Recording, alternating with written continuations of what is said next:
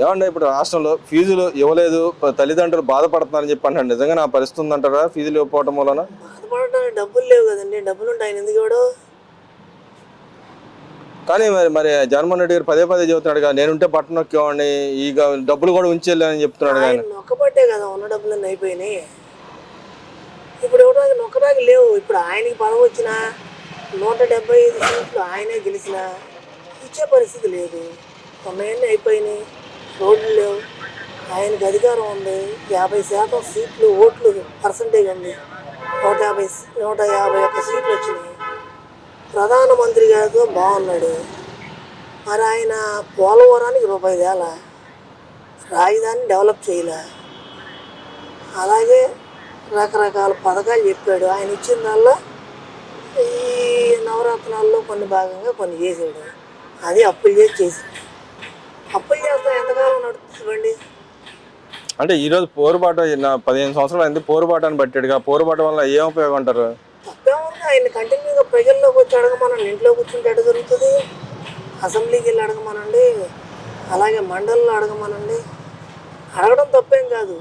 కానీ ఒకసారి అడిగి ఇంట్లో ఉంటే కుదరదు కదా. రెగ్యులర్గా బయట ఉండాలి కదా. ఈ గవర్నమెంట్ వచ్చి 2 సంవత్సరాలు రెండు టర్మ్లు ఇవ్వాల్సిన డబ్బులు 7,000 కోట్ల దాకా ఉంది బకాయిలు, ఎందుకు ఎవరని అడుగుతున్నారు. ఆయన ప్రభుత్వం ఉన్నప్పుడు కూడా ఒకటో రెండో బకాయిలు ఉన్నాయి. తర్వాత ఎలక్షన్ కోడ్ వచ్చింది, తర్వాత ప్రభుత్వం వచ్చింది. కొత్తగా వచ్చిన వాళ్ళకి రకరకాల హార్డిల్స్ ఉంటాయి. వాళ్ళు అవన్నీ సరి చేసుకుని ఇవ్వాలంటే కొంచెం టైం పడుతుంది. అది జగన్మోహన్ రెడ్డి గారు రాగానే ఇవ్వలేదుగా. ఆయన 2,000 3,000 చేశాడు. 3,000 చేయడానికి 5 ఏళ్ళు పట్టింది. ఈయన రాగానే స్పాట్లో ఇచ్చాడు. ఈయన రాకముందు నుంచి కూడా ఎలక్షన్ స్టార్ట్ అయిన దగ్గర నుంచి, ఎలక్షన్ కోడ్ ఉన్న దగ్గర నుంచి కూడా లెక్కేసి మరి ఇచ్చాడుగా. మరి అంటున్నాడు కదా, ఇప్పుడు ఏదైతే చదువుకున్నాడు ఇంజనీరింగ్ కానీ మిగతా ఏదైతే బయటకు వస్తారో వాళ్ళ సర్టిఫికేట్లు రాకపోవటం వల్ల వాళ్ళ ఉద్యోగ అవకాశాలు కూడా గండి కొడుతుంది ఈ గవర్నమెంట్ అని చెప్పి అంటున్నాడుగా. నిజంగా రాష్ట్రంలో ఉద్యోగ అవకాశాలు అంత భారీగా ఉన్నాయంటారా? ఇప్పుడు ఆయన ఉన్నప్పుడు ఒక ఫ్యాక్టరీ రాలా, ఒక పరిశ్రమ పెట్టలా, ఒక డెవలప్మెంట్ లేదు.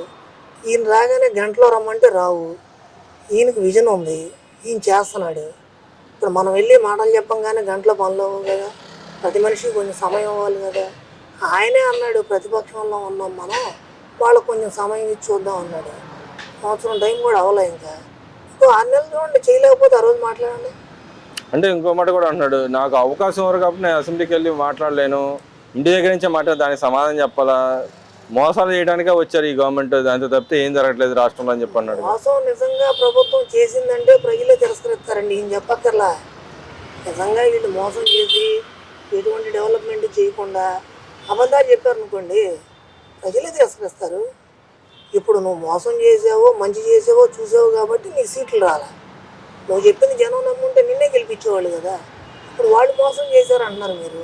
నిజంగా వాళ్ళు మోసం చేస్తే వాళ్ళని కూడా ఓడిస్తారు.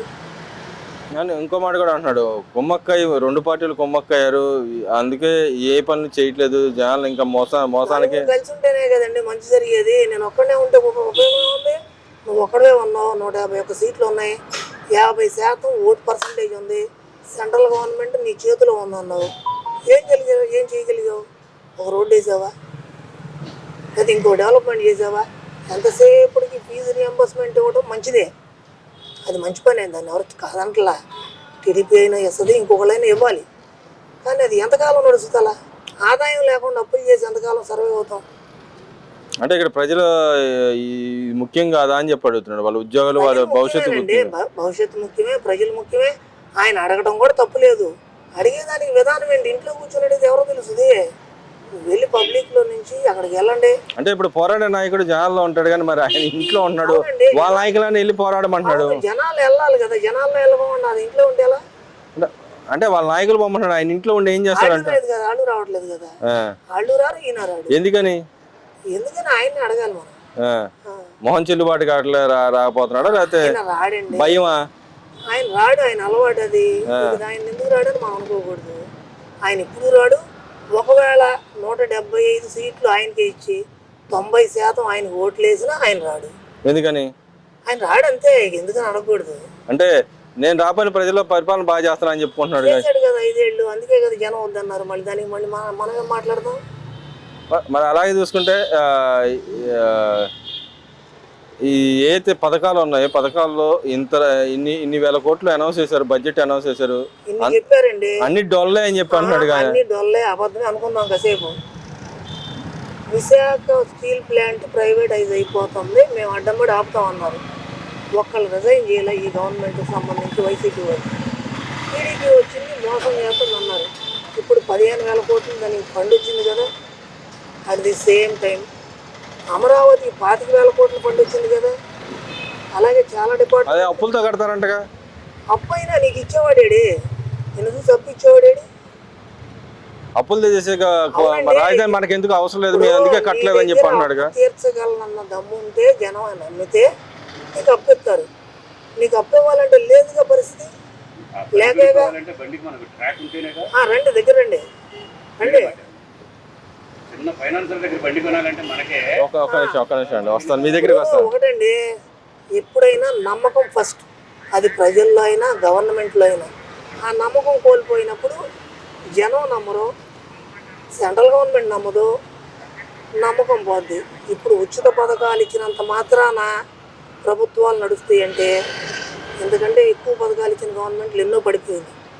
ఆయన చేసేది చెడ మంచి తర్వాత సంగతి. ఇప్పుడు వచ్చిన వాళ్ళు చేస్తున్నారు అంటే అది మంచి అని నమ్మబట్టే, ప్రజలు ఓట్లు వేయబట్టే చంద్రబాబు నాయుడు గారైనా పవన్ కళ్యాణ్ గారైనా బీజేపీ అయినా కలిశారు, చేస్తున్నారు. ఇవాళ మంచి జరుగుతుందా చెడు జరుగుతుందా అనేది చూడండి. ఒకటే, స్టేట్ డెవలప్ అవుతుంది, రాజధాని డెవలప్ అవుతుంది, వైజాగ్ డెవలప్ అవుతుంది. వైజాగ్ నేను పక్కన పెట్టలేదే.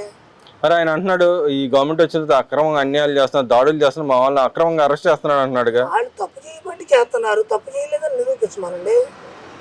తప్పు చేయకపోతే ఎవరైనా చేయలేరు కదా. వాళ్ళు చట్ట ప్రకారం చేస్తున్నారు కానీ 10 మందిని తీసుకెళ్ళి ఎవరిని కొట్టలేదుగా. వాళ్ళు ఏం తప్పు చేశారో లీగల్గా చూపించి లీగల్గా చేస్తున్నారు. అది కాదు, మీరు కూడా కోర్టులకు వెళ్తున్నారు కదా.